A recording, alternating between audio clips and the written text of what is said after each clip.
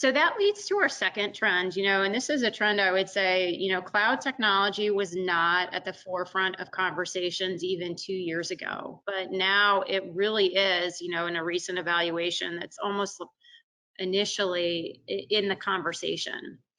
And so organizations both inside and outside the industry are really looking at cloud first technologies. And while cloud may not, just because you're in the cloud doesn't mean that you're automatically safe, but it certainly provides great opportunities for enhanced security.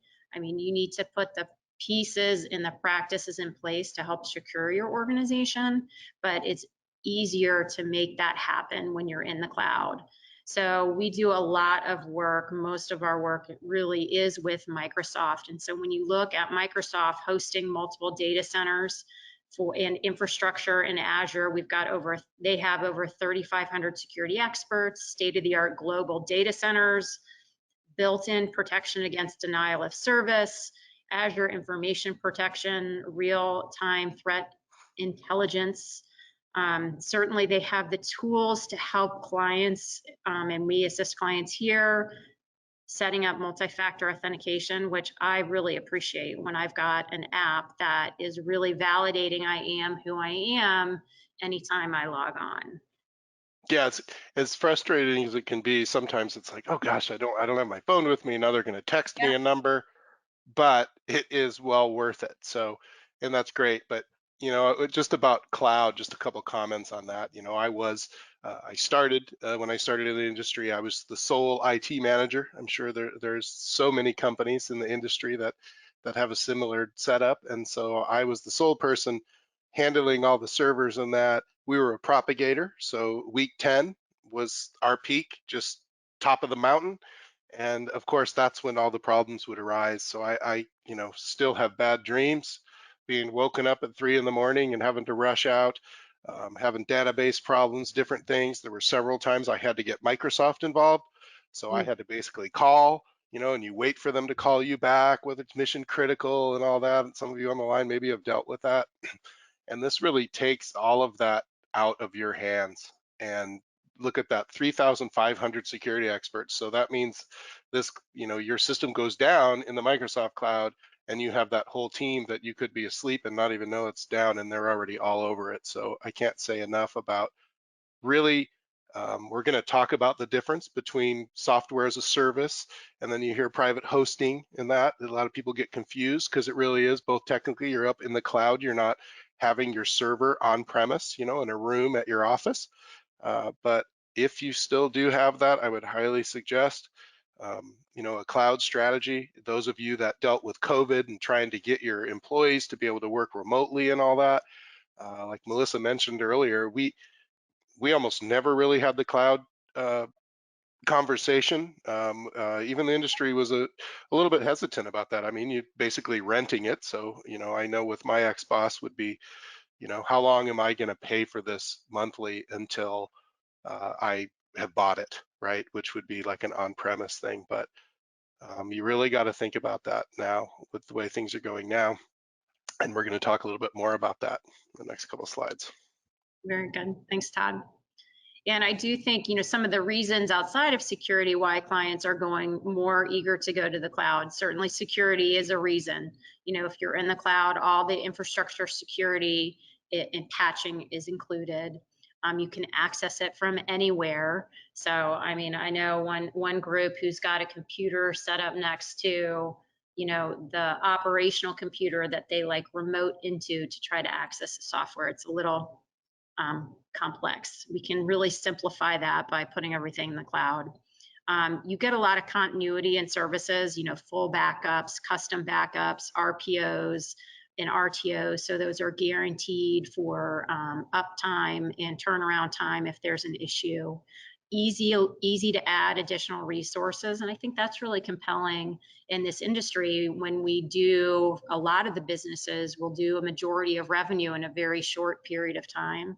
We have additional labor resources and users coming in for part of the year. So you can scale more easily when you're in the cloud. And certainly, Absolutely. You can add users. You could add users, remove users. Maybe you need more RAM and more power in the server during your busy season, but not the entire year. If you think about your server back in the closet, you can't do those things. You'd have to buy licenses, buy more RAM and things like that. So it's really a good deal. and then certainly that infrastructure outage support. So offering 24/7 infrastructure criticality. So if there's a really critical outage, that the folks and the support folks will be there to address it. So you're not down in the middle of the night. And then, Todd, you mentioned, talking a little bit about hosted versus SaaS. So, we do offer both options for clients depending on where they are. So I don't know if you wanted to address this one. Yeah, sure. There's a lot of confusion here because they're different and they overlap a little bit. But if you think about hosted, that would be, think of your server back in the closet, on premise at your business. Basically, you have that's your server, right? And we would kind of call that your own tenant, right? So that's just your company. So if it was hosted, you would not necessarily take the server that you own right now, but basically would install your software in that on a hosted server, in the cloud. It's both the cloud, but they call it more private cloud because a company like us or any other hosting companies, they're basically leasing or renting cloud space from Microsoft to host servers for their customers. So, and that is if you're like an on-premise, some softwares are not ready for cloud yet. And that way you have maybe some legacy systems in that, but still you don't want to be vulnerable to have it on location. You're in charge of the backups. I can remember having one backup tape in my trunk and one, in the office and that, and having to keep track of all that.